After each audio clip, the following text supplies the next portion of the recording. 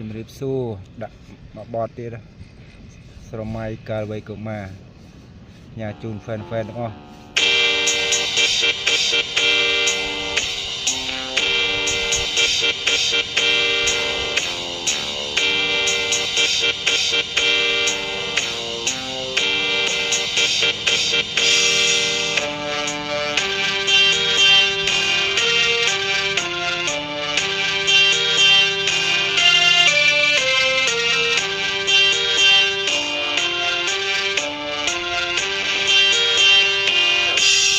ស្រ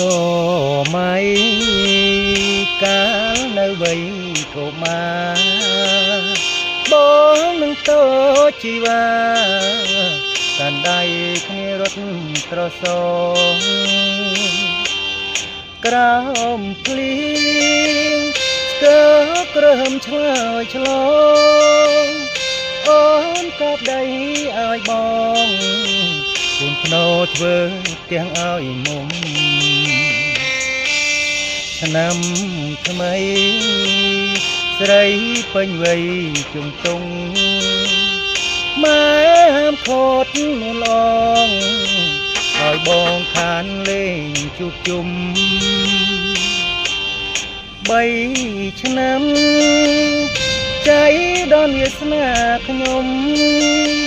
ជួបស្រីពេញវ័យក្រមុំក៏សំរកព្រៀមមិនបានតែភ្នែកអើយរកលស្រវាំងញាប់ញ័រភ័ន្តធាំងប្រចាញ់សម្រងកលយានរៀងឬមូលខ្លំសើចព្រំឲ្យផ្លឹកវិញ្ញាណចង់ស្ដីតែស្ដីមិនបានប្រាណលើយមិនដឹកខំពីមុនក៏និថាចោនេត្រាអំអ៊ីនហើយដែលកិច្ច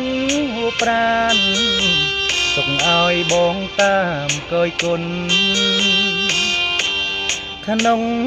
ចិត្តស្ដាយសែនស្ដាយពេកពុនធ្វើម្ដេច